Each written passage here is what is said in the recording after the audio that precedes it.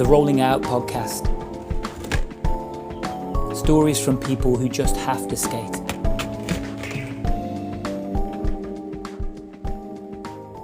Hello and welcome to the Rolling Out podcast, where I meet up with members of the Birmingham and West Midlands roller skating community and talk about their journey with skating, life, music, whatever else comes up as we chat really.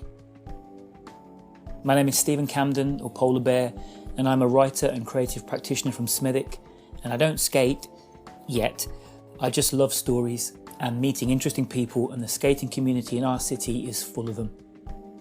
Each of these pilot episodes is a long-form conversation with a different member of the skating community, recorded wherever they felt comfortable to sit down with me and share some of their story. Hope you enjoy.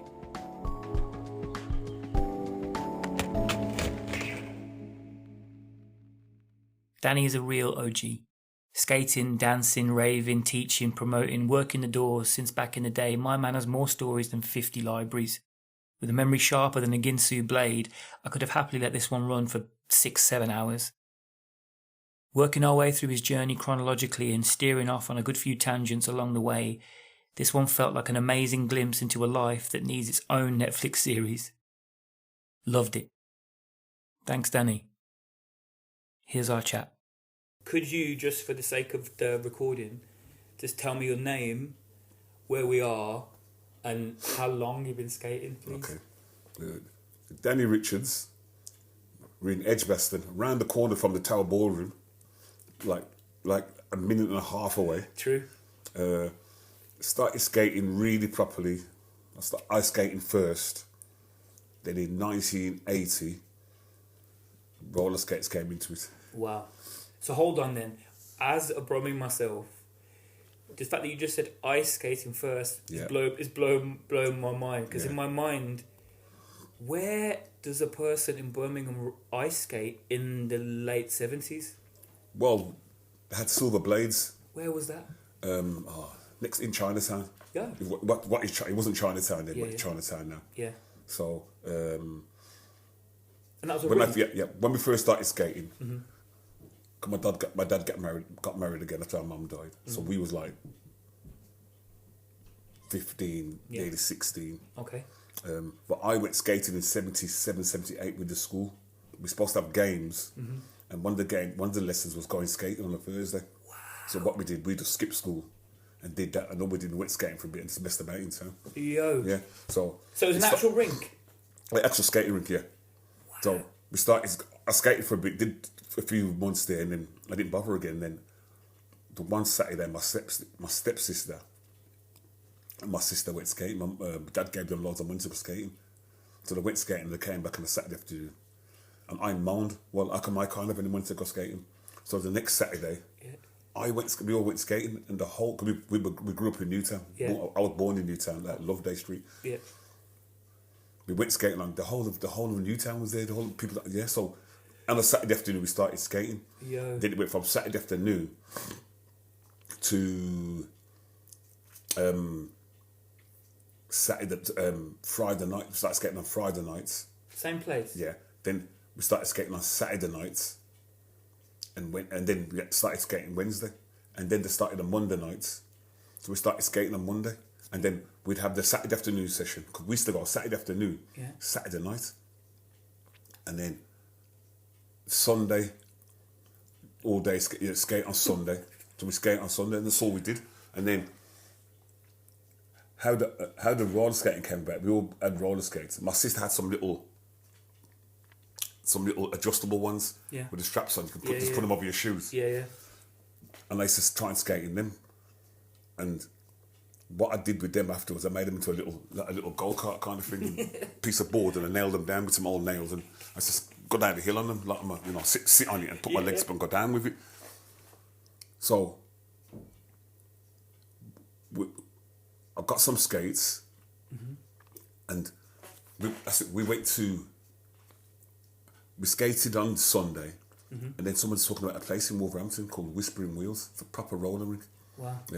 Whispering Wheels? Yeah, Whispering Wheels it was called.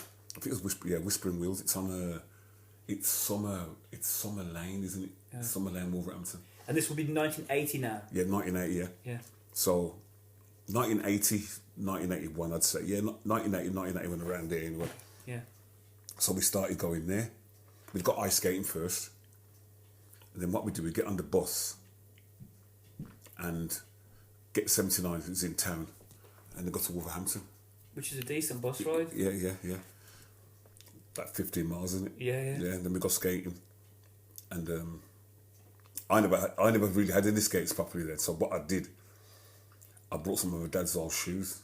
And my mate did the same thing. I shouldn't be saying this, but and we gave him these shoes, and we just took the skates on. Yeah. And I got on. Trade. Yeah. When I got on, and my dad was out, and I remember sitting up till like 1, 2 o'clock in the morning, and I got some of my trainers, and I took the old tops off, and I put my trainers on there. Yeah. But what I did, see, with skates, you've got like a bar. Yeah. You've got like a it fastens in, and the bar stops the trainer from coming off. Yeah. But I didn't know that. I've got some screws and some washers, put them together, and where we live, we've got the oval. We've got the oval like where people can run around, and so I'm skating around there. It's about 4 o'clock in the morning, like summer, and my dad was just coming down the hill, and I'm, Dad, look, and as I turned the corner, my foot, this whole skate just went. Yo. The trainer just came off the plate, right off the plate. But that's like, come and get inside. So I thought about it. Oh, I've got to do it. So I managed to sort it out anyway. So I had my skates now. Mm-hmm. So we used to like do loads of street skating. We didn't really have anywhere to go. Mm-hmm. And I'm just trying to think now. We didn't have anywhere to go, and then we started to go to.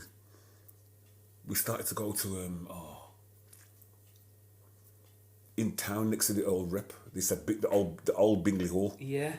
They used to do roller skating there. Okay. But I can't remember what day it was. It was on a Friday. I think it was a Friday. So hold on, man. I got already. There's so much in what you just said in the sense of. Can I ask a couple of questions? So first off, you said what's interesting to me is from the very beginning. Like you rock up to the ice rink as it was to start with. Yeah. There was already plenty of people that you knew already in there. So from the very beginning, did it feel like a communal thing? Like it's not. Yeah, ice skating has always been. I've met Penfoot ice skating from 40 years ago. Yeah. We're still best friends now. Yeah. Yeah. And was it the thing of? Because I like the fact that the first skates you're making your own. Yeah. Right. Did you take to it straight away? Were you slip sliding all over the place? Did you feel quite naturally into it? How did that work? Because I could already ice skate. Yeah. It wasn't really that hard. It's harder to roller skate than it is to ice skate. Okay. Because ice skates, you're staying still. Roller skates, your wheels are constantly moving. Oh, so you've got to learn how to balance, not to But ice skating is a lot easier. You know, a lot of people don't realise that because a lot of people have just gone straight to roller skating. They've never ice skated. Mm-hmm. Because the skating rink's closed now, it's like a block of flats, isn't it? Yeah. Yeah. So it felt like a normal. It felt like, this is I can name. It's a bit different because you're on wheels. But we did a lot of. After a while, we were just ice skating and roller skating. Mm-hmm. So you put your ice skates on. When you finish your ice skating, sometimes we've got ice skating and then we roller skate back to Newtown. Yeah. Yeah. Put your roller skates on, roller skate back on. And I guess when you got wheels, it can be anywhere. Within reason. Like. Yeah. So we used to go Bingley. We used to go. I think that was probably after Whispering Wheels. I think that was the second place that was indoors. Mm-hmm. Bingley Hall, and I remember Bingley Hall. You had like posts, the old Bingley Hall, and you had like them old chairs that stack up. Yeah. And we were playing tag. And my mate, he tagged me and he tried to go around the corner, and he had these skates from America, and he was really showing off. I got these skates from America, they're really good, but the wheels were rubbish. Yeah. And he just went sliding into these chairs, and I always remember the chairs dropping on top of him, and we were crying our eyes. It was so funny. Yeah. Yeah.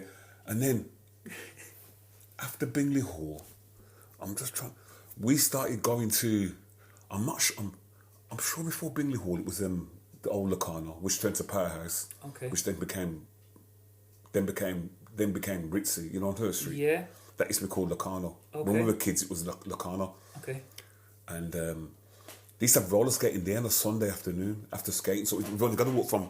It's only like a 2-minute walk. Yeah. The skating was here, and you just walk over there, and then you had Locarno, and they used to do roller skating in there, and I remember that because the stage used to come out, and when you're skating, I remember we'd jump up on the stage and run across the stage and jump down the other side. Yo. There's the little speed session and all that. Yo. Yeah, so... Who's in these spaces then? You know, you're in there. Is it packed? Yeah, it was packed. What kind of mix of people are we talking about? You're talking like 1980 now. So, yeah, that's what I'm saying. So who's in that room? And is there tensions? People that used to got ice skating were in there. Okay. Then you got people that don't ice skate, but I knew already from roller skating, and they were in there. And is it a friendly vibe? Is there tensions? Because in my mind, 80s in town, there's going to be like, and if you're paying to get in and stuff, there's going to be a mix of people. Yeah. Like what was the kind of, because you were in a gang, there's a crew of you who would go. You never went by yourself. Yeah, nah. So it's always a kind of crew. So you feel we were like the Newtown lot. All right. Oh gosh. They could at one stage could be like 15, 20 of us. Yo, and you're all like late teens. Yeah, and then you had the guys coming from West Bromwich, right, Smethwick, and then everybody would meet, and we'd just skate. Okay. And then when it finished, we'd just skate on. Yeah. Yeah, we just skate. Okay. Like so a we're long here for line. this. Yeah. We just everybody would skate on. Yeah. Yeah. Because the bosses, we'd miss the buses because we'd stay till the end. We'd stay right till the end. Yeah. So we did that. I don't know how long that lasted. I can't remember how long it lasted. It was on a Sunday, and then the old Hummingbird used to be called Top Rank. Yep. I think it was Top Rank, and they started doing roller skating. They all day skating from 2 till 12 or 2 till 11, something like that, I think it was. And we used to go after skating. It's a bit longer to walk, but it's not probably a 10-minute walk from skating. Less than that, probably. Be about a 10-minute walk. And we used to go there. And then I met a guy that was on the door there, Denston. I ain't seen him for years now. And his wife, Diane. And he was saying that he's going to start his own roller rink. And we were like, yeah, whatever. So we carried on going Top Rank. And then he started, Aston University, Woodcock Street. Yeah. Started a Sunday night there. Yeah. Yeah, and that was... This is mad. There's so much. Yeah. It's not like I'm going once a month or a fortnight. Yeah. Like every weekend. Yeah. You got these... roller skating really was like every Sunday, like on a Sunday. All these were on a Sunday, if I can remember. And you're late teens now. Yeah, I'm probably like, when that started, I would have been like, when Woodcock Street started, I'd have been like about, let me think, 17, 18 maybe. And the crew of you who were going, are you all similar age? All similar ages, yeah. And you all grew up like real, you were tight before then? Yeah. Also Newtown, like we all grew up together. Yeah. That we used to go. And you got the Smethwick lot and you got the West Brom. You got people from Smethwick and then you got people from West Brom that used to come down. Then is it a mix of genders? Yeah. Women as well. Women, everybody's just like... Similar ages? Yeah, similar age. Because we were all the same age then, really. Okay. Like. But did it feel like a young thing? It wasn't like you were bumping someone's parents. There was older people there that we didn't know, but they were older than us. Yeah. You just knew the old, like old men, like, and they're just skating around, you know what I mean? Okay. So even from then, there was a sense that this isn't just for kids. This is like whoever wants to. When Denson started his Woodcock Street, now that was good. Everybody's got it's massive because the height of the hall. Yeah. I don't know if you've been in Woodcock Street. No. Because there's a gym there now, and then you've got a swimming pool. Okay, so it's big space. And if you go through, you got like it's like with the seats that got it's massive. Yeah. And that used to be packed every week. Every Sunday that was packed. And people it's a circuit thing. Yeah. The circle. And then you had Carl that used to DJ. Oh man, we can get to this. Yeah. Wow. All right, look. If I say to you then Woodcock Street, and you picture that kind of circle, give me a tune that just jumps into your head, please. We used to bring music for Carl, but Carl had music himself. Okay. But we used to bring music. We were collecting music. Me and my best mate Sinclair and Stanley, we were collecting music. So we'd bring records like what? What can I think of? Singles, album. What are we talking about? 12-inch things? Yeah, just 12 inches. Mostly 12 inches. Yeah. What can I think of? What tune? There must be so many in it. There's so many. Yeah. I remember when it's a really hard tune to get. Tilt Arcade Funk by Trouble Funk. Oof. Hard to get. I've got it now, but I had the record, but it's on. I've got it on my computer now. Yeah. Really hard to get. I used to listen to that. give it to Carly to play. We just give him records to play. So was Carl someone you knew from outside? No, we just knew from there. Okay. When it started, and then we got to know him. What other tunes? Then they had Mantronics. They had Mantronics. Because in them days, we used to. I was breakdancing at that time as well. Yeah. We started breakdancing. We had our own crew, the Birmingham Crazy Crew. Yo. And we used to do shows with BR&B. We used to do the odd show we do with BR&B. Because there's so much I want to get to, but I loving this. But I think what's fascinating to me is how quickly you can kind of like. It's almost like I turned up. Even when those first ice skating ones, I turned up and I was like, yo, there's loads of people here that I kind of know. So this is the thing that exists. So you step into it. Yeah. So it's not about you're building something from scratch. It's already got momentum. Because I didn't know that a lot of people from Newtown got ice skating. So when I went on that Saturday, I seen my mate, I seen Johnny in there, and then I seen Rat. I was like, what are you all doing here? Yeah. That every Saturday. But you live around the corner from me. You never said. Why am I not? I'm sensible. Why am I not knowing about skating? About everybody going skating. So on a Saturday we just go skating, and then it went to Sunday, and then my dad bought me some skate. No, my dad bought me some. No, I bought some skates from a second-hand shop. Right, are they the first proper ones? Yeah. Because I had, the hired boots. Them they were like blue boots, like normal figure skates. Okay. And everybody had hockeys. Yeah. Yeah. So these are the ones that I knew. When my first encounter with my cousin, and he had the hockey with his socks rolled over the top, right? Yeah. So let's try and zoom in. That first pair, roughly, how old are we talking, and how long had you been doing it before you got that first? I bought them when I was 17, I think. Okay. Nearly 17, before I left. So a couple of years in? 16, I think. Yes, 16 when I bought them. And where'd you get them from, do you remember? Lowell's Road, second-hand shop. Yeah. Because when I left school, because my birthday fell in August, but I finished school in June. Yeah.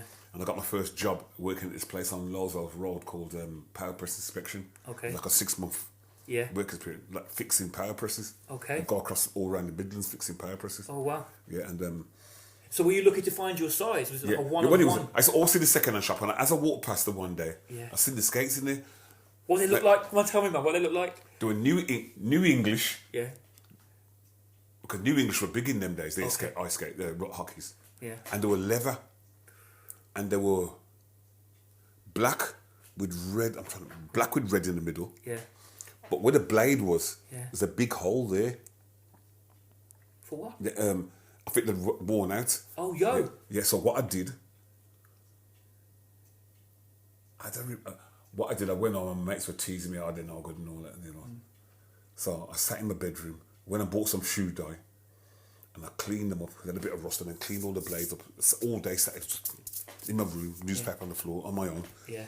Cleaned them all up, dyed them, did the hole. I can't remember I did the hole now. I did the hole. I paper mashed it also. I can't remember what I did do that hole with the hole. Wow. But I did all the hole. Put some time in to get them.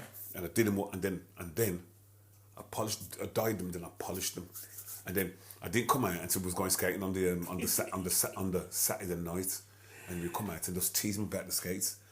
And I remember when we used to walk with you, when you want to show off, and you didn't have a bag, you tie a knot in your laces, and you hang over your shoulder, and you just walk like that. Yeah. And then they're all like, "Wow, look at them skates!" Yeah, remember you was laughing. Remember? Yeah.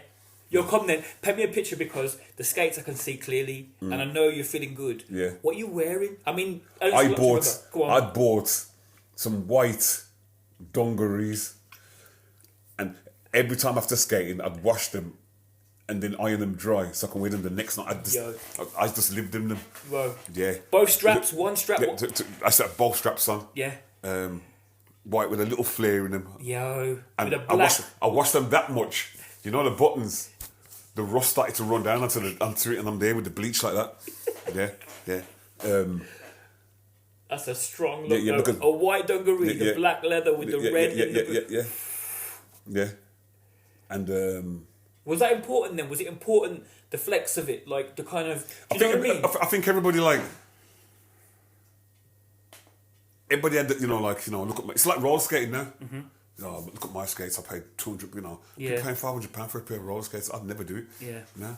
I'd rather have a set of wheels on my car. That's my car out there, the convertible. Yeah. You know, I'd rather, you know, I bought some wheels for that at Christmas. Yeah. You know what I mean? I'd rather spend the money on my car. Or, Yeah.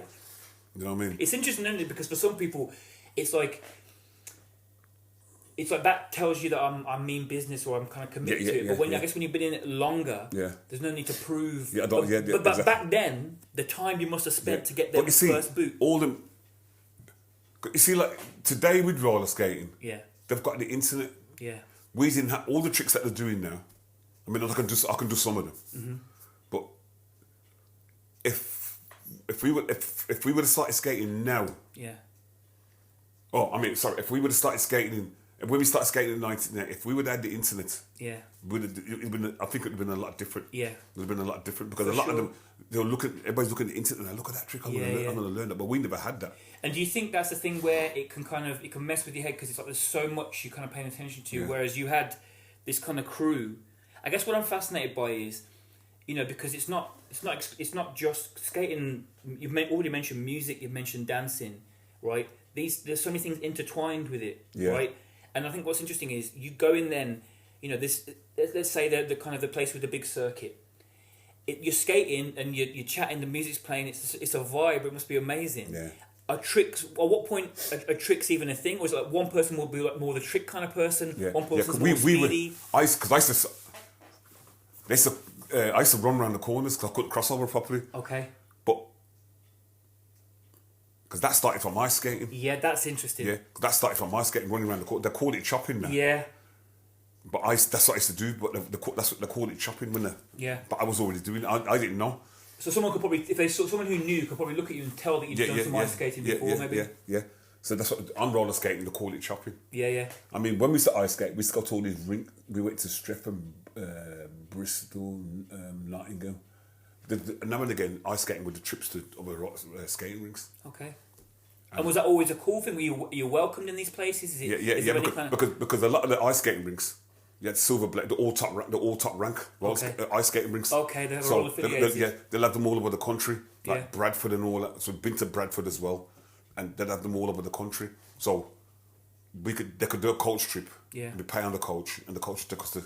Yeah. So do you feel like? Yes, I've got my crew. I'm there on a Sunday. I'm there all day. I know a bunch of people in here. Yeah. But do you also get a sense that you feel like you're part? There's something bigger around the country. Do you feel like you're a part of the community, or are you considering that? We didn't really. I mean, like London. London's massive when it comes to roller skating, but we didn't really know about. We didn't know about London really. Yeah.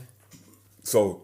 But I guess you had everything you needed, right? Yeah. We had Woodcock Street, and then. Because I started working there, but I used to repair all the roller skates. Okay. Yeah, I'd repair the roller skates and be like a sort of like doorman, not doorman, like kind of. Yeah. You know, like. So this is becoming something that, you know, it's become part of your life. It becomes more and more central to in terms of how much time you're spending around it. Just always on the skates, always. Yeah. And then, before my daughter was born, this is like 84. 85. My daughter was born in 85. Yeah. I started working at Birmingham Wheels. Oh yeah. I remember Birmingham Wheels. I started working there as a labourer because the BMX tracks. So I was doing that. Yeah. And then what happened? I was in charge and then they put me in charge. They built a big oval and a little shed there, and I brought my roller skates and I was skating around. And we didn't know you could roller skate. So I got into that. So what would happen? Then all the skates, then I'd put them together. Yeah. And I'd teach the kids to roller skate. And then what was happening? I was going around they took me around 2 or 3 schools. The managing director, I can't remember his name. Yeah, hold on, Rory. Give me so now we're talking later 80s. Well, it's only... Woodcock was still going. Yeah. So you're talking about 83, 84 maybe. Yeah. And then so when is Birmingham Wheels? Is that around that same time or a little bit later? Birmingham Wheels started about 82, I think it started. Okay. I think it's got to be 82, 83, I think. Because I remember people mentioning that for skateboarding in like late 80s. Yeah, because that's skateboarding, roller skate, go-karting, banger racing. Yeah. And it's all there. And I started on the BMX tracks, and then I was in charge of the go-karts for a bit. Okay. I did the go-karts and then I did roller skating. So they would come and then they'd hire the skate, they'd take the skates and what size, and I'd give them the skates and all that. Yeah. But they'd order boxes of skates and I'd sit there and I'd build them because they'd come in pieces. Yeah. And I'd put them together, put them in. And then kids would come in. Yeah, kids and adults will come in, and some adults and they come in what size are you, and they'd just skate around. Yeah. But everything was all outdoors, and they had the little shed there. And you're saying you're kind of teaching people and you're giving people tips. Yeah. And did that come quite naturally? Because it's interesting. Because some people are much more like, I skate. This is my skating, and so it's interesting to hear you say, like, right, from maybe that's something about being a dad or whatever else. It's like, right, I'm happy to like help people and give people tips. Yeah. That's not. It doesn't come natural to everyone. It come quite naturally to you. Yeah, I think so. I didn't even think about it. Of course, that's what I mean. That's naturally then, right? It must have it's the just same been with the kids used to go. The kids with the go karts. Yeah. You had one lad that came on the go karts, and because I used to go round, no brakes, and this little 8-9-year-old, I think he was. He did exactly what I did. And then this other kid went on there, and said, "Be careful." He's gone on there. He's tried to copy me and the other kid, and he's gone to the tyres and flipped over. Yeah, but he's all right. Okay. He's all right. See, don't like. Yeah. You got to brake pedal right. Go into the corner. Go into the corner slow. Yeah. Come out fast. Yeah. And and he was trying to copy that, but he didn't do it properly. But the other kid, the young 8-year-old, that's what he did. Yeah. You know what I mean? It's funny, and some people just take to these things. Yeah. And I remember with Birmingham Wheels, I can't remember the manager, they used to take me to.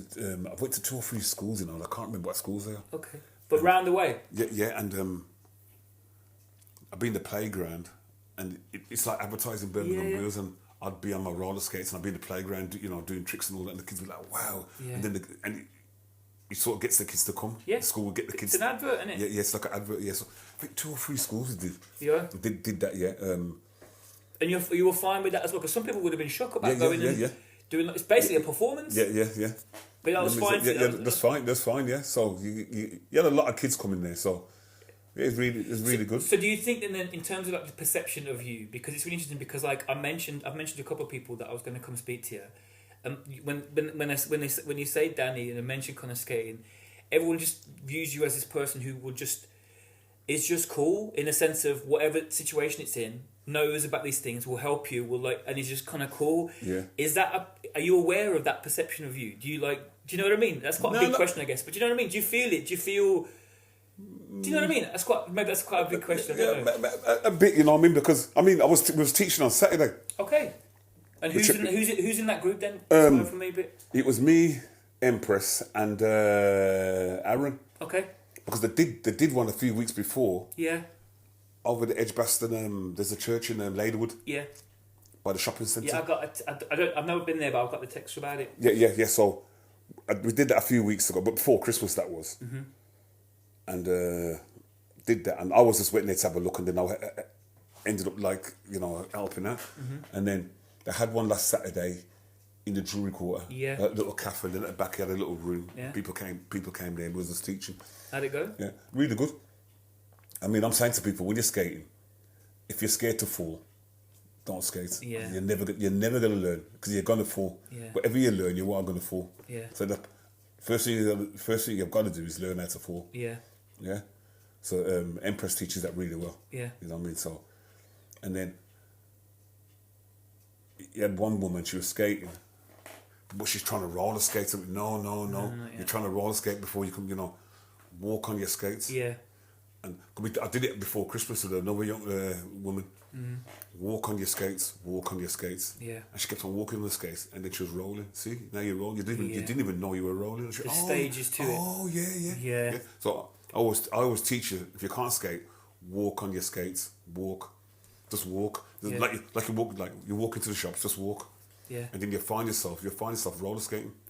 And that's how it works. It's so funny, because as you're speaking, I can hear like my nan's voice, and it's always funny when you find something like a skill or a kind of craft or an art form, how much the lessons of that art form can just apply to your life. Yeah. Philosophically or whatever, like the simple things like being able to walk before you can run, or before you can skate things. Does it feel like it's been? It kind of feels like a stupid question now, based on what you've just said, but like.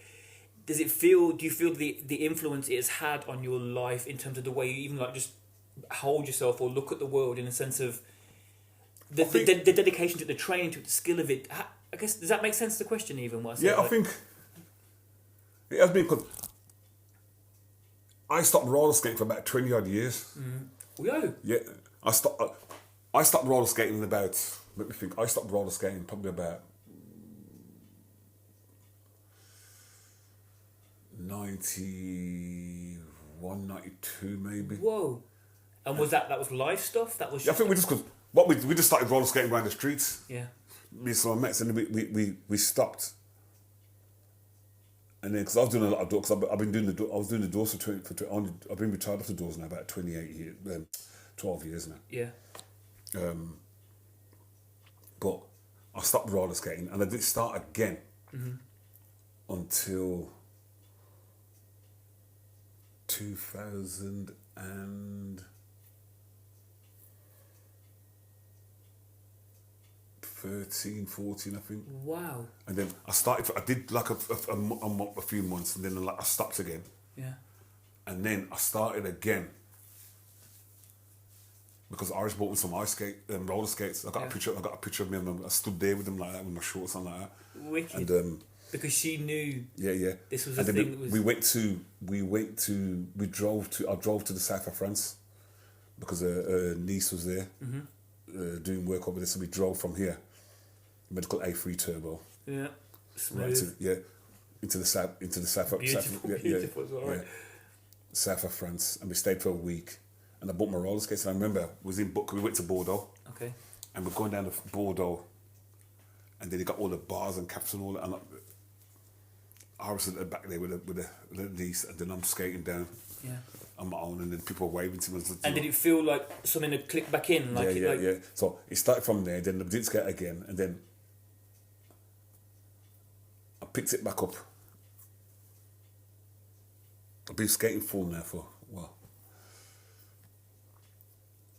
just before COVID, I started again, really got back into it. Yeah. Yeah, so it was every day after work was skating, and then when everything shut down, every day on my skates, every day, because it's fascinating to me, man. Because look, something from late 70s, right, which is more than weekly, comes into a thing where you're like, you're doing sessions, you're going to schools, you're kind of teaching other people, you're building skates, you're working in these places where it happens, and then early 90s.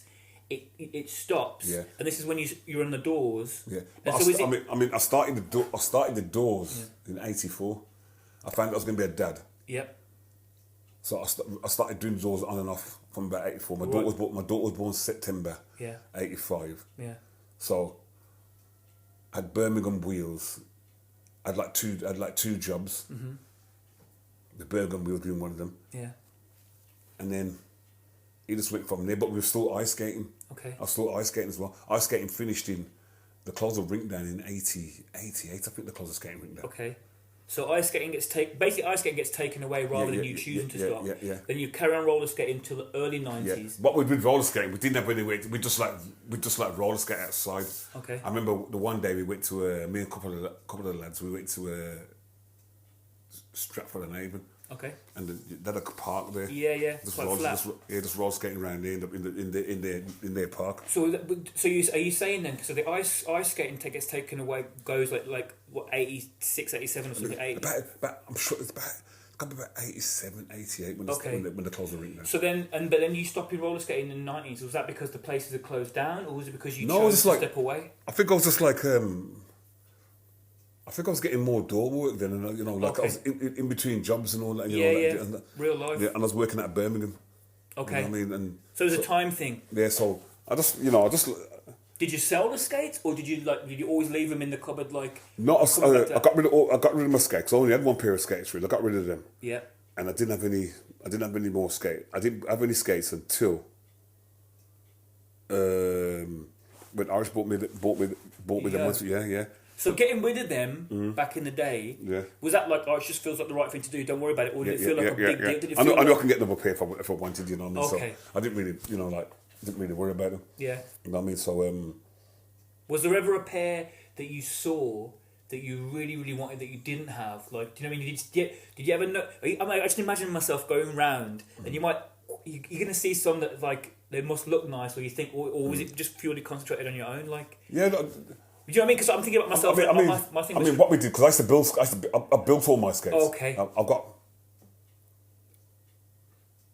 I've got 4 pairs of skates in there, and 3 of them that I more or less took apart and built myself. Yeah. You know what I mean? Yeah. Okay, so that's a different relationship. That's why you're saying people talking about spending a few £100. Why would you do that when you can build them? Yeah. I mean, I bought a pair. You must have bought some at some point, like. No. The first pair of skates I bought for myself. Yeah. Really was the rookies. What are the rookies? Tell me about these. I don't know. What's the rookies? It's like a normal figure skate. Yeah. But on roller skates, and what I did.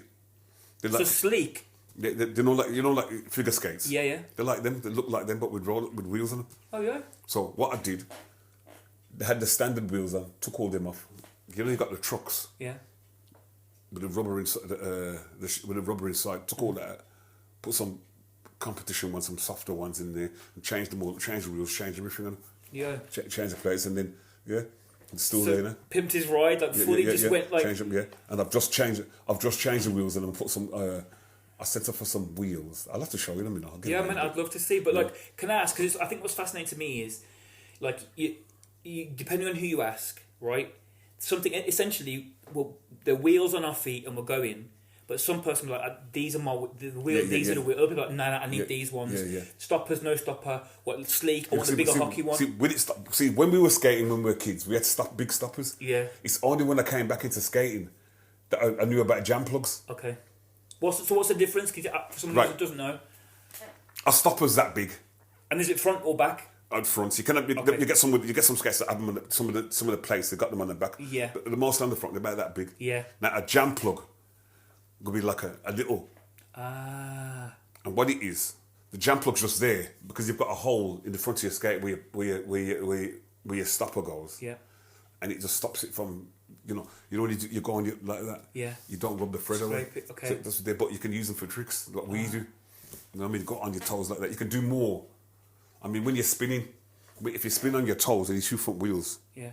You can't do it with stoppers on there because you won't get your feet need to be up there. With the stoppers, you'll be like there. You won't be able to get them up. But you got to be confident to come to a jam plug. You got to feel like you can just handle it fully. It's not something you go in straight away with that, right? It's just learning to stop without stoppers. Yeah.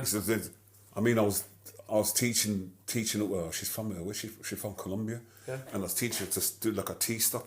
Okay. When you put your heels, is that putting your heels together? What you do. One skate in front of the other. Yeah. Get your back skate and tilt it. And okay. Yeah, so I was teaching her that. Yeah, okay. So she was learning that. Okay, nice. Yeah, so what, in terms of, just on it, cause I find some of the kind of technical things fascinating. Like, if I say, like, you got different pairs of skates now, have they got different wheels on? Is it always this? Do you always have the same? So different wheels for a different surface, different. Yeah. I've got. Go on, let's get nerdy for a bit because I like it. I've got outdoor wheels. Right. I've got indoor wheels. Mm-hmm. I've got wheels that are outdoor that light up, that glow in the dark, and then they light up when you're rolling. Yeah, the showy wheels. Yeah. I got them, but I think I might give them to Iris. I've got 2 sets of them. Okay. So I might give her, because Iris has got skates now. So she wants to change it. She's got, the standard wheels are all right if you're a beginner, but once you start getting better and better, you're going to want to change your wheels. Yeah, you'll notice a difference. Yeah, and you'll notice a difference straight away in the quality. So the wheels are different, but are the boots all? Are you a sleek boot kind of figure skate boot kind of person, or is it any of them wider? My hockeys are wider. I got 3. I got 3 pairs of hockeys. Yeah. And the figure skates. Yeah. Mm. So, options. Okay, right. Yeah. But my mate like Delroy. Mm-hmm. Delroy's got a room. He's got pigeonholes with all his skates. Amazing. Yeah. And is it one of the things? Do you think it's? And are they all? Is it like a kind of like a library now, where it's about the stories and the sentimentality attached to it? Yeah. Or does he still skate them all? Do you think? Do you know what I mean? Because I've got a bunch of trainers, and I've got ones that I know I draw for and I'll wear. Yeah. And I've got a couple that I'm probably never going to wear because they probably fall apart now because they're so old. Yeah. But I still love them as things. Yeah. Because it's a machine, right? It's a basic machine, but it's a machine on your foot. They're if it's your thing, They're kind of things of beauty, no? See, but with my skates, I'm gonna sell two pairs of the hockeys because I want to keep. I'm gonna keep a pair of hockeys. Yeah. And keep my my figure ones. Yeah. But the other two, I'm gonna sell them anyway. Okay. Yeah. So you don't want. I don't need loads of skates. I just need like two pairs of skates. That's it. Yeah. That'll do me.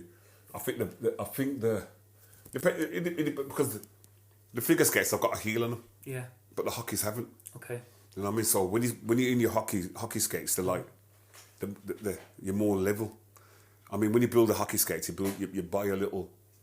You got a little plate like that big, just to raise it, because if you don't, the hockeys will sit like that. Okay. So you need the hockey to sit level. So you put that plate there, and the heel, keeps you horizontal. and it keeps it level. Right. But the figure skate ones, they've got like a proper heel, like shoes. Oh yeah. It sits up there like that. But that's how they're designed. Oh yeah. Yeah. So. Yeah. Oh, I didn't know that. Yeah. I remember. I've got a memory of my cousin who had hockeys with the roll down. So I remember it being hyped when he could go backwards and was crossing. But I remember him being really hyped when he came in and he got. I went up a curb. That was a big deal for him to be able to go up a curb. And I think it's that thing of, he wanted just to go somewhere so he could show people. Yeah. So do you think there's a performance side to? Would you consider yourself to be a performer? I've never really thought about it. Do you know what I mean? Like, that's the good answer as well. But like, because you dance as well, right? Yeah. And you talk about b-boying, and I know you dance now. Yeah. So it's like.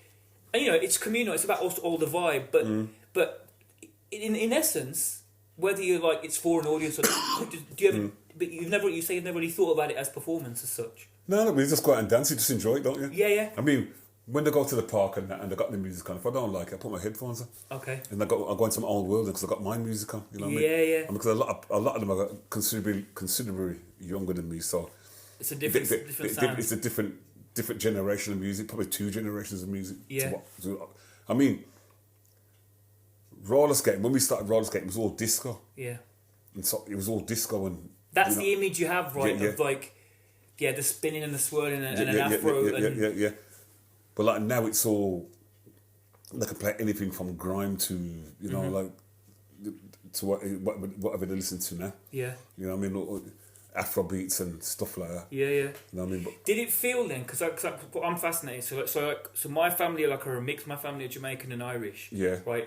But like I remember. So you talk about breakdancing, and so like that was something I was always around. But culturally, did it feel the skating thing? Did it feel like a kind of mixed kind of thing? Did it feel like a predominantly kind of black thing, or did it feel like there was always even been back a mix? Even back then. Yeah, it was always a mix.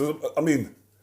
Our crew was mostly black people, but we had white guys there as well. Yeah. I mean, when we used to breakdance, we had white guys in our crew as well, like Martin and Richie and all them. You know, so skating, skating was the same. But when you went to skating, roller skating, there's other cultures, people that you knew anyway from different backgrounds and all, and we all just stuck together. Yeah. No matter.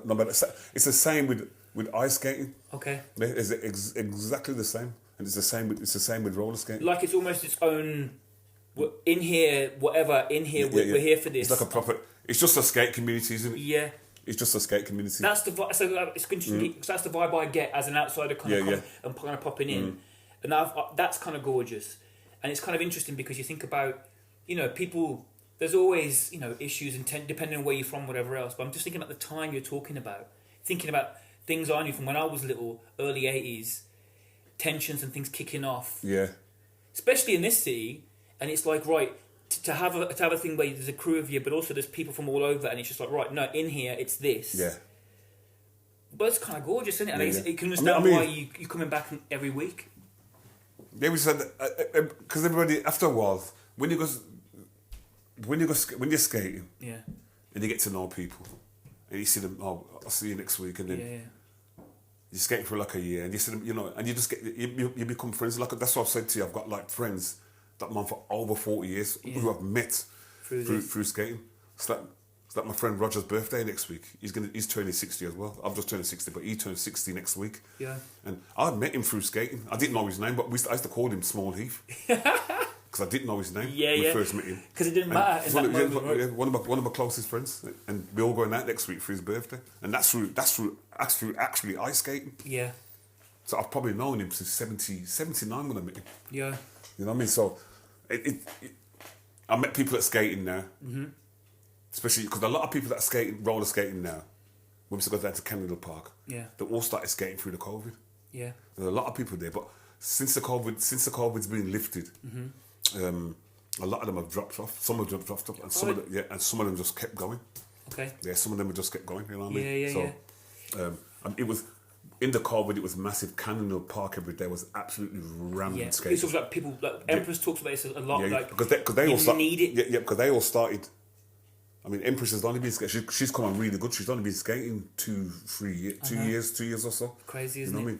What I mean? And I remember when all the lot started, and I'm showing them little things. Do this and do that. And on Saturday with Mikey, he was balancing on. He was doing that on his toes. Yeah. I mean, do that. Go on your toes without moving.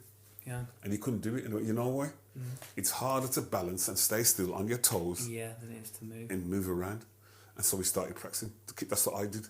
When I started, I went in the kitchen, stood by the cupboard, put my hand on it, balanced on my toes. Yeah. And then let go of the cupboard. And then because if you can learn to balance on your toes, anything you do on your toes, and I was demonstrating some tricks on my toes and showing them. Yeah. So once you've got that, and you can feel your calves burning. Yeah. Because you're on your toes. Yeah, for sure. Just put your hands out and stay still. And see how long you can. And he started to do it, and he started to get it. Yeah. Yeah. And he started to get it. Well, do you think then, because that's the gift of somebody with experience being generous and open enough to share with you. That's an amazing thing in itself. Do you think that people talk a lot about kids don't listen or whatever this kind of thing. The internet, people know everything or whatever. Do you feel that's still part of the kind of the culture of it, that passing down of stuff? Do you think there's if you think about like respect or things getting political or like I'm more of a street person or more kind of this, does it feel like it still feels that kind of safe, that bubble that you talked about back in the day? Do you feel like it's changed? It's changed maybe in terms of awareness and things, or people coming in. But does it still feel at the core of it like the same thing to you? Or does it feel... yeah, it's the same to me. I mean, it's to me just showing someone, showing them something. It just it doesn't bother me. I mean, I'm not I mean, if somebody just want to learn something, they'll say, "Nah, I'm okay." Okay, Yeah. If you need my help, I'm here. You know what I mean? It's just one of them. So. But that's what I'm saying. Your personality of that. I mean, I'm fast. I'm just. You think about intercity. Do people get like competitive? Does it get like kind of rivalry thing? Does it like are people trying to outdo each other? Yeah, sometimes. But it's a friendly rivalry. Okay. But like one of the guys that Saeed, he started skating and he had inlines when he first started. Okay. Then he bought some quads. Yeah. And tell you, he's probably one of the best skaters in the group. Yeah. Yeah, but when it comes to tricks, and he showed me some because they were all on the internet, and he's like, yeah. He showed me a few things. I'd done the trick, and then he'd done the trick. And Saeed, how you did that, man? Yeah. You tell me. But I'm gonna say, if I'm doing a trick, how do you do that, Dan? Right, come here. We'll do it this way. Yeah. That's what it's like, you know what I mean? That's what it's like. Everybody's like, they don't mind showing you. Yeah. It's none of this. It's none of this. Oh, I ain't showing you that, man. It's my trick, you know what I mean? It's none of that. It's like when we were younger, we used to buy our records. We used to buy records every week. Every week we're buying records, and then like, what's that record called? I'm not telling you. I'm not telling you. You know what I mean? And we like because when you're playing out. And if you're playing against somebody, and then they, it's not good. You need something, don't you? You need something to like, and then they've probably got something that can counter. It's like that. You know what I mean? Yeah. But roller skating, it ain't like that really. You know what I mean? And I think in that community, if someone comes there and they've got a trick and I ain't showing you that, they don't belong in the group. Yeah. Naff off. Yeah. You know For what I mean? sure. You mentioned something then, just that I find interesting, but like, it was like you mentioned inlines, right? Yeah. And I know in different circles, like you say that, and for some people, not a problem. For some people, genuinely cool. Other people, it's like that's not really. But you see, because inlines didn't. I'm sure inlines didn't start till the early 80s. Yeah, because there was a real craze. I mean, you see them in like sitcoms and then like in the States on TV programs and whatever else. Yeah. And it felt like a kind of fad that kind of comes and kind of goes. But do you think there's still a kind of hierarchy of like you can start with inlines, but a skate is a quad? I think you can do more tricks Okay. On the quads. Yeah. You can do more tricks, but we went to Hyde Park. Yeah. There's a guy in there on his inlines, and he put all the quads to shame. Tricks wise. Yeah. Yeah. Yeah. And that's just because my man just found his own. Yeah. He's doing all these tricks that he can do on quads, but he was doing them on inlines, and he's the only person that I know to date. Yo. Yeah. Like, what kind of thing? What is a trick that blows a proper skater's mind? Like, for someone who's got no frame of reference. He went up because it's hard to go up on your toes on because the that'd be like going up on his toes on ice skates. Yeah. He's like, and he was doing all these tricks, and he's on his heels, and he was doing. I'm like, yo. Yeah, and then I remember, he's Chinese, wasn't he? Mm-hmm. And he was juggling. He was juggling and everything. I was chatting to Riaz. You know what I mean? So, because I didn't think you could do tricks on inlines. Yeah. I had a pair of inlines, but I didn't like them. Mm. But my grandson, my youngest grandson, he's 13 this year. Yeah. But he's already a size 11 shoe. Yo. Like 10 and a half, yeah. Yo. Both my grandsons are up here. Okay. Finley's 15 next month. Okay. And Maxwell's 13 in August. And they're here. Our oldest has passed me. I got my oldest boy is 17. He left me a couple last year. He's got a couple of inches of me already, man. Yeah. It's one of the things I think it's what's fascinating about it is, it's like to grow up, you know, granddad skates, right? And to you that's just normal. It's how you even really kind of think about it, right? Yeah. But you know, in class, if I say my granddad skates, immediately to 30 other kids in the class, that's one of the coolest things I've ever heard in my life. Because my granddaughter skates, she's 8. Yo. Finley's the oldest, she don't really skate that much now, but Maxwell does. Yeah. And when I gave him the inlines, there's a place in Northfield, Longbridge. Okay. You know where the college is? Where the old Longbridge MG used to be. Okay, right. Where they built that shopping centre. But they've got a college at the front, isn't they? Yes, I know what you mean. Every Sunday in there. Food market there sometimes? Yeah. Right, okay. In there, they have roller skating on a Sunday. Oh, yeah? From 1:30 till 3:30 or 1 o'clock till 3:30. So I went the once. Mm-hmm. My daughter takes the kids down. And my grandkids loved it. Yeah. Because they can already skate a bit. Yeah. And Max, I said, do this, do that. And he's just, look, Grandpa, I'm doing it. And you know what I mean? And he just loves it. Dad, Grandpa, when we going again? You know what I mean? Yeah. And then my granddaughter said, because I bought her some skates as well. I bought some skates for her 7th birthday. Yeah. And she wouldn't, she put them on and she said, Dad, Grandpa, she's already, because she had some kids skates. Yeah. Where you can't. So I bought some proper skates with the proper adult skates, but for her size. It's a special bond, right, isn't it? Because it's like, there aren't that many things. You can, you say, come on, play the computer games, right? You can have a little dabble, but it's not the same level. But to skate, if the 3 generations there are skating, that's like that's such a bond, because that's a passion that we both share. Yeah. So no matter how old any of us get, my daughter.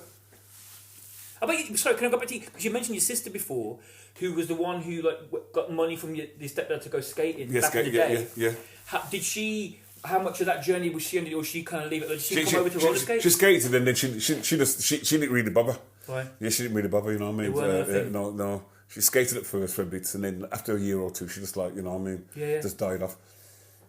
But I just kept it going. But if you grab him, so I'm saying, because it's that thing of you can be good at something and it not really grab you. Yeah. You can try and it just doesn't work, and you kind of get intimidated by it, or you could try it and something about it is because you just know. Like you say, if you anything that you stop for 20 years and then come back to must be important. Yeah. Right? So it's like, and when you're going now, do you feel like, what's your relationship to it? Because I remember talking briefly to Delroy before, and him saying the biggest thing for him in terms of what had changed was, I now know that if I go Sunday, I need to plan Monday, Tuesday. I'm just going to be. I'm more conscious of my body. Yeah. Because you're saying if you're not willing to fall, don't bother skating. Yeah. Is that still a philosophy that you kind of... Are you more conscious of stuff now? Do you feel like... Is it feeling any different? Stylistically, do you think you've changed a lot? Do you know what I mean? Is that a fair question? Because I mean, I can picture a man just jumping up on the stage and then jumping back down and stuff, right? I probably could still do all that, you know. I could still jump and all that, you know. I mean, but do you feel like even like the way you push and stuff, do you feel the same? Yeah, bit more conscious. Okay. Not much though, because I'm still taking, you know, like, if you're going to learn something, you've got to take the risk, you know what I mean? Yeah, so I'll just take the risk, you know what I mean? So, yeah. It's one of the kind of things as well, if you're too cautious, you can more like... Yeah, the more cautious you are, the more you're going to fall, because you're thinking about falling, you're not thinking about the trick you're trying to learn. Yeah. You've got to think about the trick you're trying to learn. Yeah. Cat wants to go out. Can I ask a couple of simple questions, right? Yeah, You go into a dance, right? Go into a hall. You've given some vinyl to your man on who's playing the music, right? You're in there. You got your friends with you. You're doing tricks. You're conscious of seeing people, right? There's someone you like here or whatever else. It's all in it. So you're probably in the mood, right? Do you feel like you're thinking while you're skating? Because a couple of people I've talked to have talked about this idea that like it's a kind of thing where they go and they do it, and it feels like things kind of go away. And there's something about a kind of clarity of it. Do you feel that as well? Yeah, once I put my headphones on, that's it.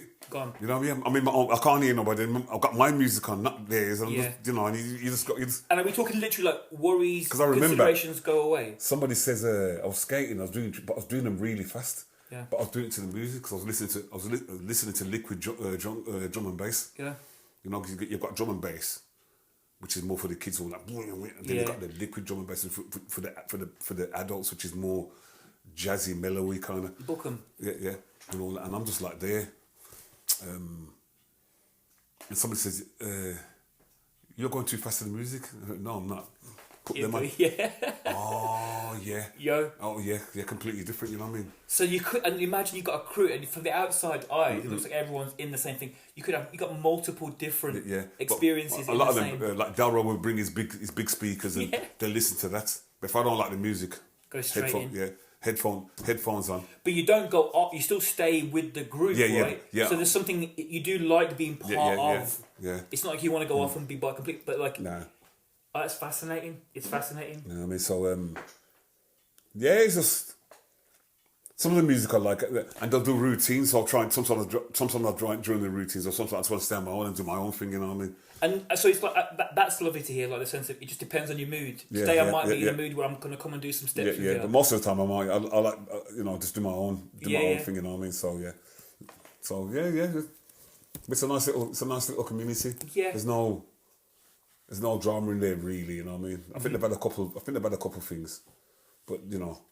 In the main, it does feel like that kind of thing where you can make of it what you want. Do you know what I mean? And what you're going to put into it. I think it's fascinating, man. It's fascinating because, you know, as somebody, I've got my own kind of passions, but the idea of a passion that just comes with you your whole life.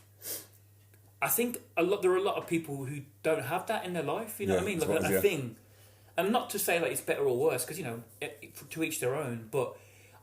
Having things that I just know I'll do, like writing and rhyming will be something I know I'll do till the end for me. Yeah.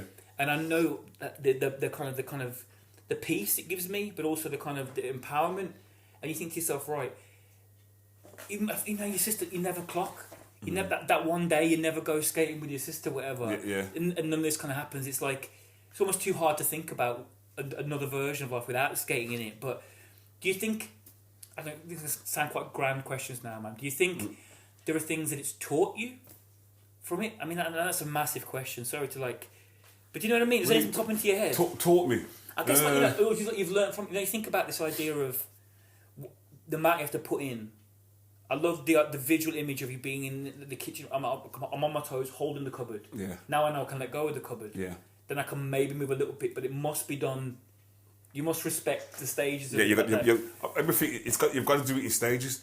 If you want to learn a trick, learn the first part first. Yeah.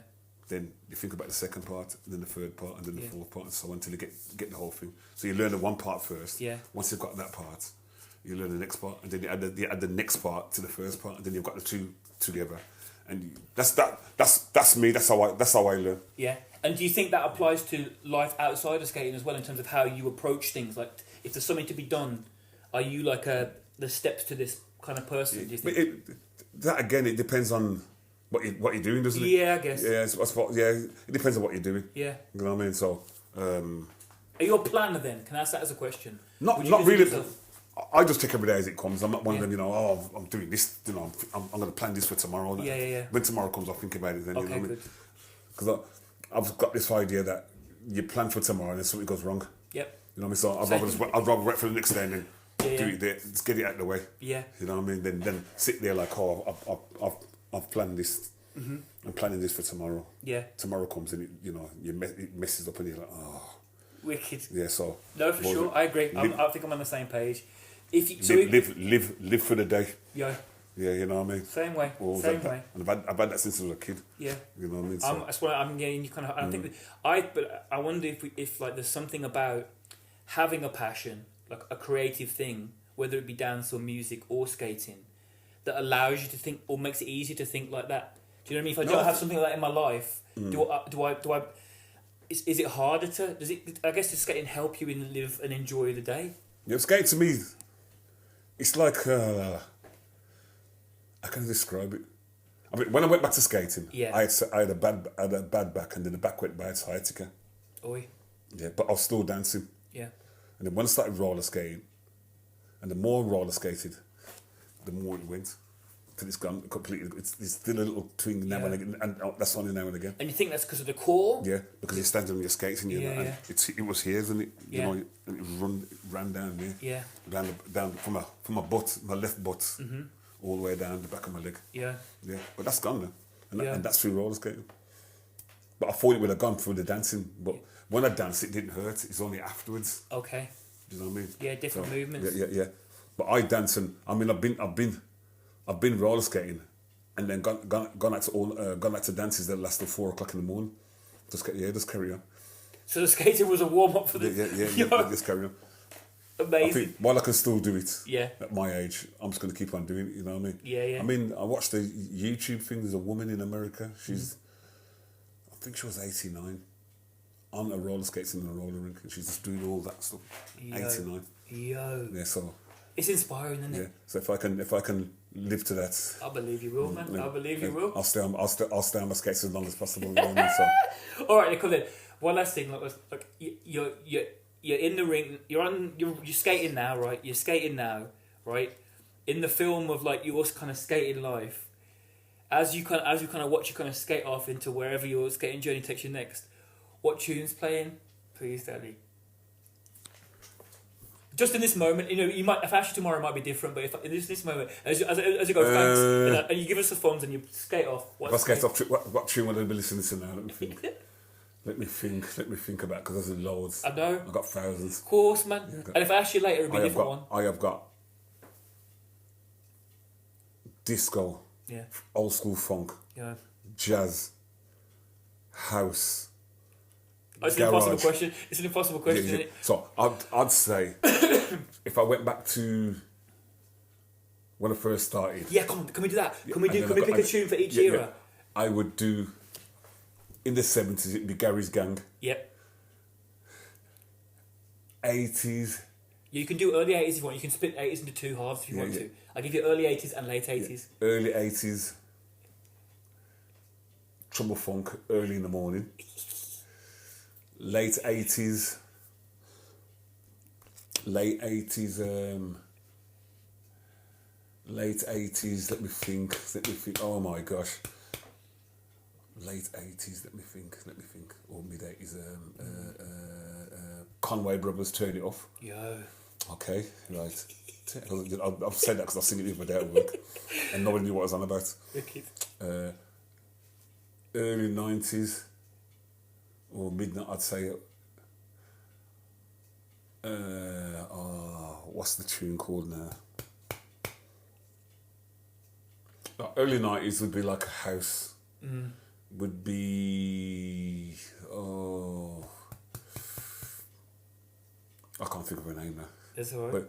But it'd be something house. Yeah. For sure. Housey. Mid 90s would be like garage with something like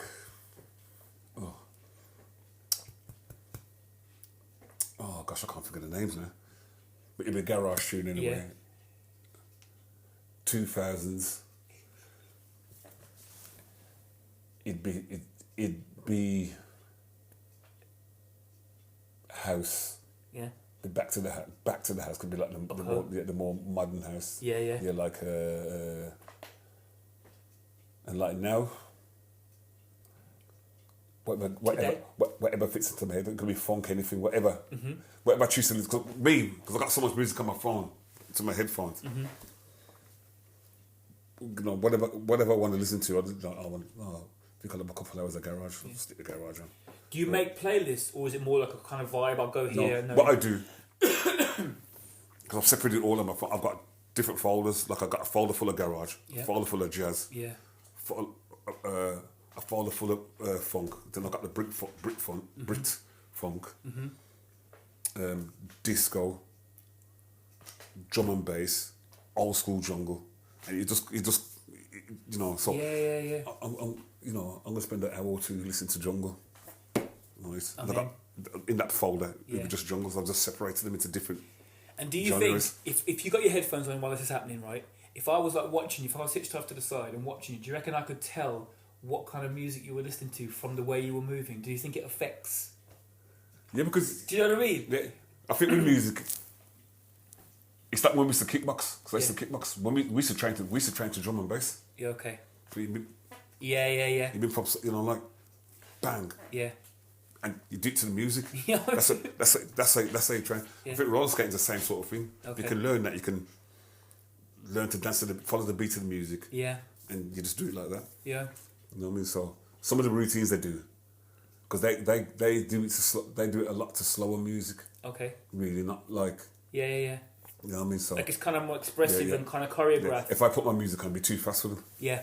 You know what I mean? So not enough space. But it depends. If I play this for old funk and that, they wouldn't know. I mean, the only tune that they know really that's old is Rock Skate Bounce and Roll by Vaughan Mason. Yeah. Because that's a roller skating tune from the 79, wasn't it? That was. Wow. Yeah. Wow. And the modern version of that for them really was De La Soul. Which one? Saturday Night Roller Skate. Okay. Yeah. Yeah. All right. Final thing. This is kind of a hypothetical thing, right? If you were designing your perfect like space for skating. You mean if I had a building to roll? Yeah. Oh, do you know what I mean? I'm always thinking about that. If I had my own roller rink. What would? I know. Maybe. Can you begin to? Could you describe? Yeah, I could. Yeah. Come on. I mean. Do you go far? Do you go as far as? It'd be similar. Yeah. It'd look like an ice rink, but it's a roller rink. Okay. What does that mean? That means that you can get around it from all sides. Yeah, you'd have the barriers around it. Yep. I'd have 6 entrances where you can get on from that corner, that corner, and in the middle. In the middle. Where you can get on. And this is ice rink size. Yeah. Yep. Not even. I mean, you could have it ice rink size, or probably a bit smaller. Okay. Is there any kind of slope? Is it flat? Is it all flat wooden floor? Yeah. Proper wooden floor. Yeah. Because that's how the roller rinks are supposed to be, a proper wooden floor. Yeah. You see them in America, but their floors are gleaming. Yeah.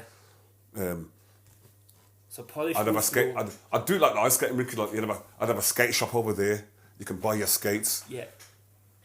I'd have a little bar where you can, and I'd like to do what Derby had. Derby's roller rink. Yeah. They've got everything set out, and then they've got the bar, and then they've got. Is it in Derby? Yeah, they've got another room, like a small room. Okay, connected to it. Yeah. We just go in there for beginners.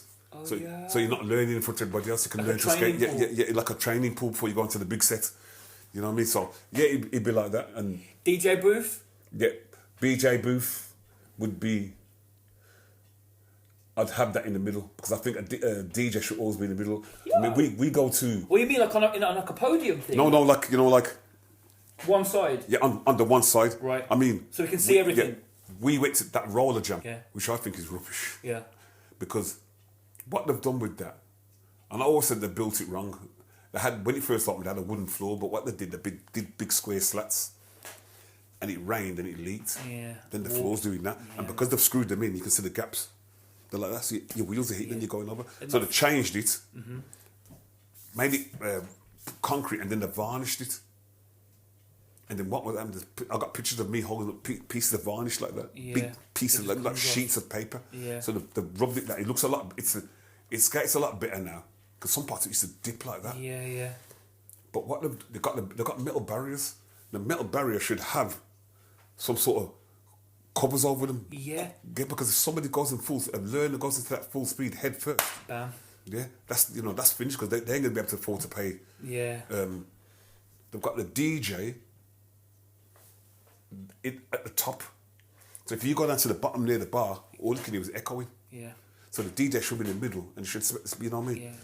But I've always said this, but I don't like going there because they had a big fight there a few months ago. Yeah. Last year, massive fight because on that Thursday it's free, isn't it? Yeah. And all the young kids are coming and they all started fighting. Yeah, because they just want to be somewhere where they can be inside. Yeah. So they all started fighting. Yeah. So what they've done now, they've made it. You got to be a certain age now to go in there. Okay. Yes, from what I've heard, but it's a different kind of vibe altogether, isn't it? Yeah.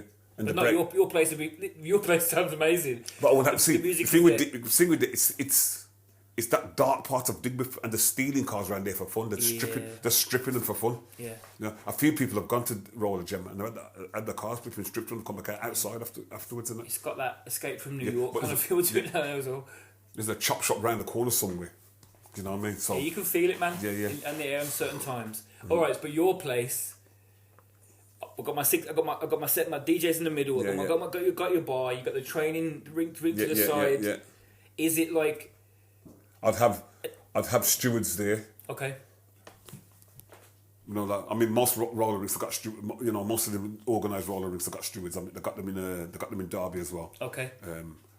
Just helping who needs it and seeing everything's cool. If somebody falls over, they can. You know, when I was at ice skating, I used to be a steward. Yeah. And then again, wheels. I've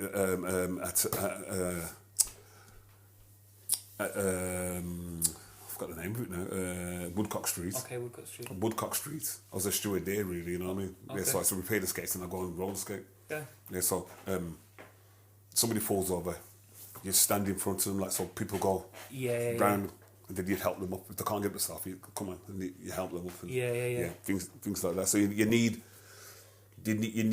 roller skating.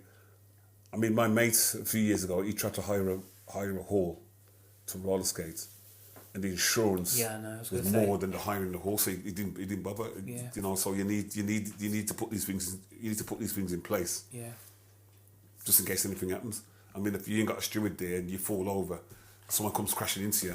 That's your broken nose or whatever. Yeah, if they're coming at full speed and they don't see you and you're on the floor, bang. Yeah. You know what I mean? So it's good to have the stewards there doing that kind of thing. Yeah, so, for sure. And the people like yourself who've been around a while and can see it before it happens sometimes, you know what I mean? Yeah. It's good to have stewards that can the proper skates, not stewards that, you know, have just learned to skate. Yeah. It's good to have stewards there that they've got experience of skating. Yeah. You know what I mean? And if they see somebody in trouble, they can just go straight over and like... Yeah, wicked. Yeah. You know what I mean? Oh, okay then. So what do you think is gonna? Where do you see it kind of going? Because it feels like, you know, there's a subculture element to it. Like a lot of the most gorgeous stuff. It's like it's there. It's always been there. The people who know. People are invited in, but there's not singing or dancing or screaming about it. Do you think it's something that's the way it should be? Do you think it should be louder? Do you think it's kind of works fine the way it is? I think. Do you know what I mean? No, because we've got Skate Brum. Because Skate Brum's always Carl set that up years ago. Yeah. So we've got Skate Brum. And what's the idea behind that?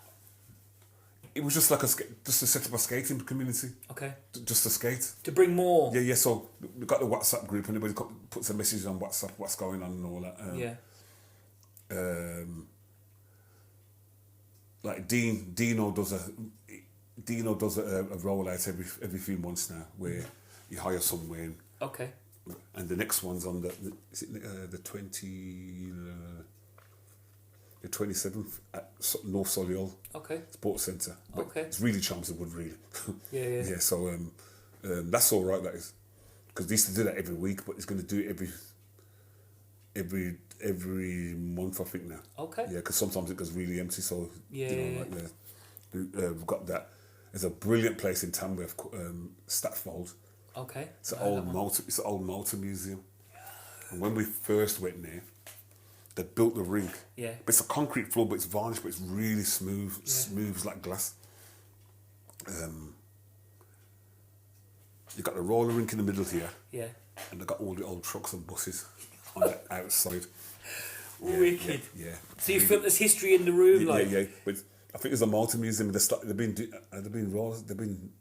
probably about a year now. They've been doing it. Yeah. But it's all right. We went a few weeks ago and it was quite empty. It was before Christmas, wasn't it? So it wasn't that busy. But it's all right. No, man. Yeah. Wicked.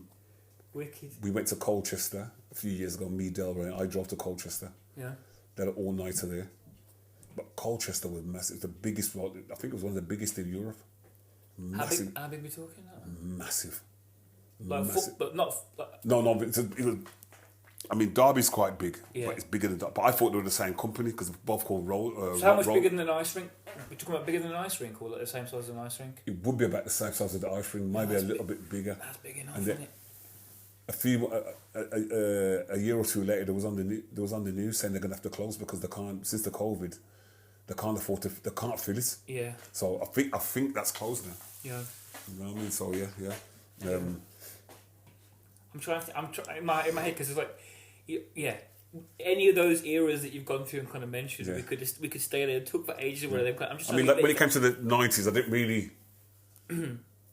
But this is when you stepped away a little bit more. Stepped away, so I didn't really like probably roller skating again. It's only like when 2012, maybe 13, I sort of came back into it. I didn't skate again for ages, and then I'll tell you when I started skating again. Sorry, my daughter's 28th birthday, so it's 10 years ago. Yeah. Yeah, she's 38 now, so it's 10 years ago. 10 years ago, September. Yeah. And she came with her mates. She wanted to go roller skating. It's all right. Then come down the house then. And she brought her mates with her. And we went to Tower Ballroom. Yo. Want to go to walk around? Yeah. There. I know the guy Pete. Yeah. He lives in there now. Oh yeah. But he used to own that and he used to run that as well. Okay. So So it was an occasion. Yeah, it was a proper occasion. Started with, and I seen Carl in there. Some few people I know. Danny, where you been? All that, you know, it was really good and she enjoyed it. And, you know, my sister came. Oh yo! With my niece and nephew, Yo, Iris came. Full circle. Yeah, we all just went skating. People hadn't seen for years. They're all in there. Amazing. We were still skating.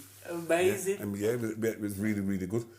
And then it just started up from there, and I sort of got back into it. And I think that's a lovely way to kind of wrap it up, because what's gorgeous about that is the skating was kind of gorgeous, but the people is what kind of makes it. And from the beginning, walking into a place, going with your sister, coming in and going, yo, I know him. That community feels like it's that kind of at the very, very heart of it, right? Oh man. Yeah. So there's just loads, you know what I mean? Are there things that like, was it because like, do people kind of compete? So you mentioned b-boying, and b-boying, breaking is a competitive thing, right? Yeah. Breaking is like, right, you go, we go. Yeah. It's all battle. It's all battle. It's the same when I mean, I could show you videos of me dancing. Dancing the same. Yeah. You'll have a circle in the middle. Someone will go in and like, and then somebody else will go in and like, you know, but you know, it's the same. It's the same. I mean, when you roller skate, someone would go in the middle, do some tricks, and then somebody else will go in and do a better trick, and then somebody else will go, you know. And it's not really a battle, but there is that sense of like what you got, what you got. It's just showing out, isn't it? That's all. It's just what we call it, showing out. You know. Yeah. You know what I mean? So there's a guy from London. Oh, what's his name? He's a really good skater, but he's just big-headed with it. Okay. Yeah, and he doesn't like most of the London guys. They will. There's a couple of them don't, but a lot of them will teach you, oh, I did do that. There's some girls that go, what's her name, Poppy and three of her friends. They will. She come up to me one time. She went, "Have you seen this trick?" And she showed me a video in America. Oh, I'll try that. So I started doing it, and then they started doing it, and we just like help each other. Okay, with yeah. So you got people like that, but you got some people that I'm the big I am.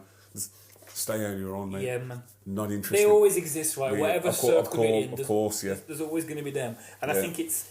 But what's funny is it seems to me like the little tasters I've had of being the people. I think what matters is it's the kind of the originators or the kind of the OGs in it.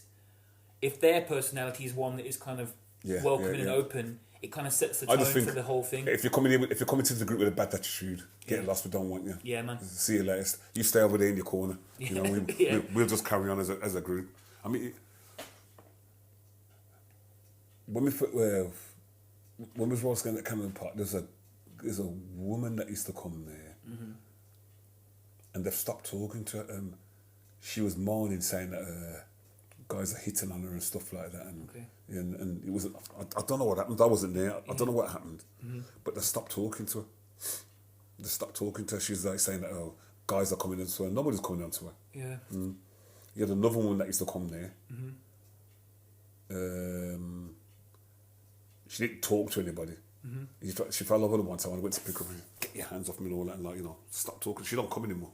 Okay. Yeah, and you have people like that. Why? So they would. I mean, why do you want to come? Why do you want to come into the group? Yeah. But she used to skate over there. Okay. And when you look at some people, they're hard to approach. Yeah, for sure, man. Yeah. I didn't want to be on our own, but also didn't want to be part of. Yeah. I guess it's that thing. It's like I think if you want to be on your own, okay, but it's the attitude that went with it. Like I am the big I am, and you're nothing special. Yeah. You know what I mean? So. No, for sure. Yeah. For sure. But all of us, the majority of us, we're okay. We all like big hugs and big. Because in my head, I'm picturing one of them year photos or whatever, like with the character on the mad panoramic. Yeah. Because there must be so many people. Yeah. You're talking about 40 plus years, right? Of characters who've come in or gone out. Yeah. Like you said, your man who you even knew as Small Heath. And now he's become a friend to the point where you're going to birthdays and stuff.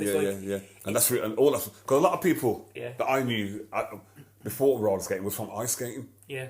Because ice skating first, then roller skating. You know what I mean? So quite a few. Mate, it's in my head. It's like it's multiple Netflix series. I met Delroy and Charles and through ice skating. Yeah. Yeah. And that was early doors. Yeah. I've known Delroy and Delroy's family, but his dad knew my dad. So I've known Dara for, let me think, I knew them before my daughter was born. So I've known Dara for probably about 39 years. Yeah. Nearly Dara was 50. Yeah, I've probably known Dara since he was like 14, 15 maybe. Man, it's that thing in the Netflix series. You've got the kind of the older dons. You've got but then you've got people who come and people go for one. They come for a few episodes and they leave. Then I can imagine at the end of season 3, the door work comes in and Danny's out, and then season 4, where's Danny? Danny's not here. I mean, I'm still even though I was doing the doors, because when I first started the doors, I was just doing the doors sort of like on and off. It wasn't really like like every day. It didn't really come every day till like not so much the early 90s, like probably about 90, because I did the Odd Club. I used to work, my first door would have been the old Crown in town, by the bus depot. Yeah. I did that. And then I did Sam Willer's. Oi. Then I did Sam Willer's. And then I did a couple of where did I work after that? I'm trying to think. I did a couple of doors after that in Birmingham, and then I started doing the odd shop on a Saturday. And then I moved out. I started working out of Birmingham, and then I was getting bits here and there, and then I worked in a doctor's surgery in Neutrals, around the corner from where I used to live. Man. And I did that. And it was just everything. It was just now and again, and then I started working in Stoke. There's a big rave in Stoke, in Longton, called Kinetic. He's in the Daily Star. This place was, because they had in the Daily Star, Drug Haven. Was it? I've got the cutting. I still got the cutting. This is 1993,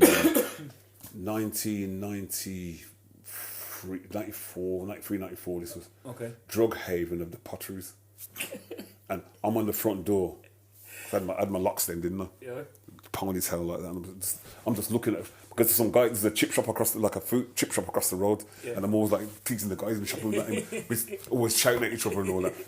And I'm looking across at the shop, but there was a Ryan think it was at Orion, that was parked in front of the shop. Yeah. But that was the Daily Star. And it's only when it was in the paper that I found that's the car. That must be the car. Yeah. Perhaps. Got drug haven of the potteries. But Kinetic was massive. It was bigger than Minchester. We used to get, because we were younger, but my friend's older brother would give us flyers. Yeah. We'd have Kinetic flyers. Yeah. I was there for 3.5 years. Yeah. Well, I was there for 3.5 years on the door there.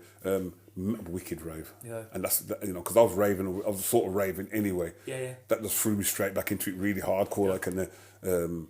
We had to do it second hand. So we used to wait up 4 or 5 in the morning, and my friend's older brother Nathan, he'd come back with his gloves, and his vest and his whistle, like buzzing, and we just you ask him if he remembers Danny Dread. Okay, of course he does. He must do. We knew. Yeah. Because I would have been on the front. I'm downstairs till 1 o'clock when the door shut. Yeah. You had me and Fitz. Fitz had a ponytail. Yeah. Me and Fitz was on the door. But we were always on the front door. We knew the name then. Yeah. We knew the name. Me, Fitz, Richie, Paul, Dean, Wayne, Peely. Some guys came and went. Yeah. But I stayed. I was there for about 3.5 years maybe. Mm-hmm. You know what I mean? But Knesset was just wicked. Oh, I just love going Knesset. Wicked. That's how I got to know Groove Road and Carl Cox. But I knew Carl Cox because they used to do a thing at the Dome on a Wednesday. Okay. This group, they used to do this crew. They used to do the Dome. They used to put on nights at the Dome. Mm-hmm.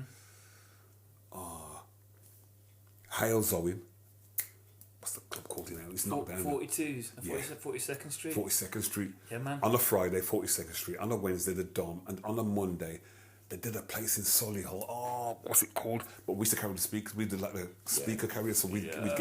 And I got to meet Carl Cox at the Dome. And I know... Cause, and then one night... He turned up one night at Kinetic. And he turned up with Majika. I don't know if you heard the MC Majika, the Indian guy, King Zephyr, turned up with Majika, yeah. And so I got to know Groove Road. They used to knock around with Ratty. Okay. Yeah, so knock around with DJ Ratty and all them. Got so these are all names that I know from flyers. And the cassettes. I knew a lot of them. Jumping Jack Frost. Yeah. Yes, so a DJ that used to play happy hardcore. Nipper from Manchester. Oh. Yo. Yeah. I've not heard that name. Yeah. Nipper, there's loads of them out there. I bet there must be half these mixes on YouTube or whatever they've uploaded and kind of. I've got. There's a cassette, the most battered cassette that I've got that just says Ratty on it, which is a kind of. I could show you. Yo. If I took you upstairs now. Yeah. I could show you 3 boxes. I got a big box like that. Yo. I must have. How many? I got a few, over 100. And do you transport any to the MP3 to the phone? That would you keep it pure? So what I do now, because I've got. I'd be terrified of something getting damaged or something. Though, do you know what I mean? You don't what I do now. I'll go upstairs, put the tape recorder on. Yeah. And then, because I got DJ set up upstairs, the top floor. Yeah. What I do, I play the tune and get my Shazam out and Shazam the tune. Come up and then download it and look at. That's what I do. That's the modern way of doing it. But there's so many. It took me years to go through it. Yeah. There's so many tunes. For sure. Yeah. Yo, thank you so much. No problem. Man. Please come again. Yo, man, for true. I'm going to look for a double tape deck now.